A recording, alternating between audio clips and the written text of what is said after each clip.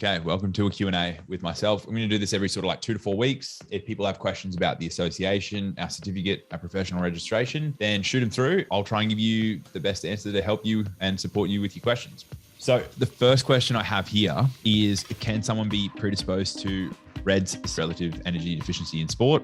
Symptoms with a higher energy availability, so say something that's greater than 30, especially with an eating disorder background. There's been some really good groundbreaking research in this area published on relative energy deficiency in sport, was done in 2014. We've had subsequent updates since. There's still not a lot known about this. I would say, look, that's entirely possible. If you've seen our post on the intrinsic link between body fat percentage and energy availability and how they're synergistic with one another, then if you have a really low body fat and you've had a history of eating disorder and your energy availability is slightly over 30, you may still experience symptoms of low energy availability. Guidelines to do my first consultation as a sports nutritionist. So congrats on recently graduating and becoming a sports nutritionist. I don't want to spoil too much because we actually have a big update coming within the certificate program. But guidelines that I would recommend, it depends on if it's in person or online.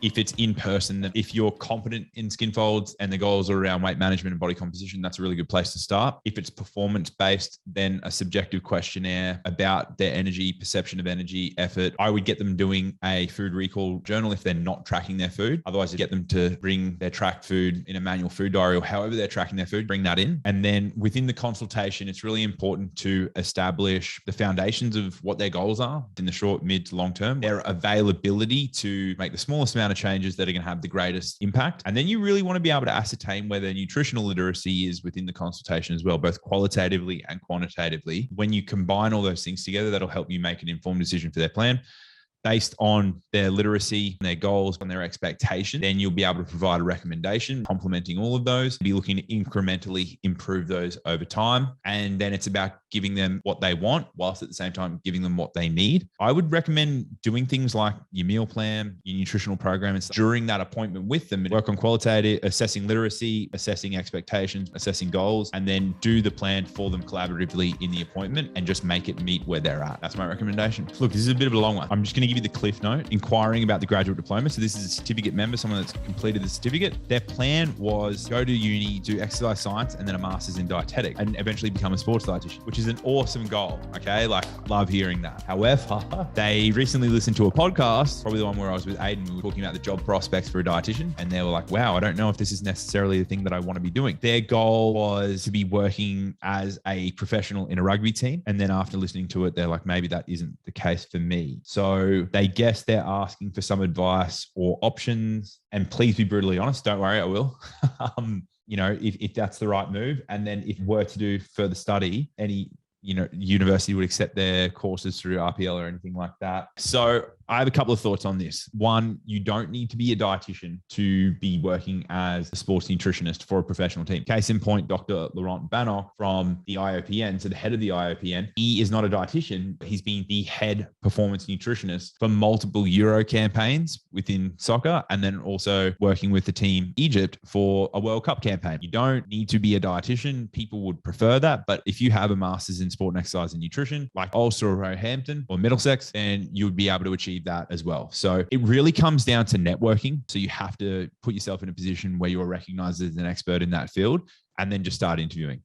The team nutritionist or dietitian are only as good as the coach that they have. And as you see in sporting teams, they turn over coaches every 2 to 4 years on average. So as soon as a coach gets fired, typically you'll get fired as well. So they're additional staff, they're additional coaching staff. So strength and conditioning coaches, nutritionists, dietitians, then they'll get the sack as well. It's quite unstable as far as a career is concerned. If you're a sports dietitian for the Brisbane Broncos, for instance, that's going to be your full-time salary. The people that have these contracts then typically still work in private practice as well.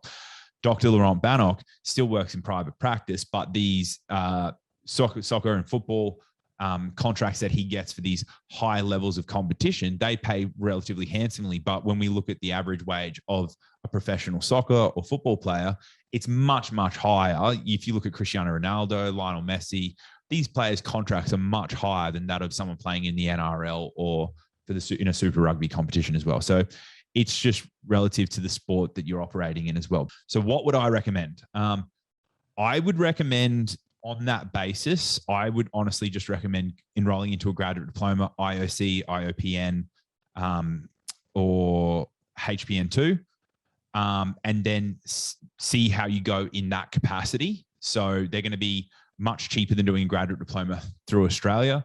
In terms of getting like RPL or getting credit, those programs don't give you credit for what you've studied. Like other universities give you credit? Honestly, it just depends on the university. But if you're studying in Australia and you're going into a bachelor's, I don't think that's a good investment on your part straight away if you don't know this is for you, because we're looking at a $40,000 to $50,000 degree program versus something that's going to be anywhere from $5,000 to $10,000, and you're going to come out with a similar level of qualification. And at least this point, you've spent, say, about 18 months, 5 to 10 grand. And then if you want to go further and go into the masters with the masters bridging programs through Roehampton, Ulster, Middlesex, AUT are looking at bringing something on as well, then you can go straight into those masters and then double down at a higher level of qualification that you would have if you've just done the bachelor's as well. So I hope this makes sense.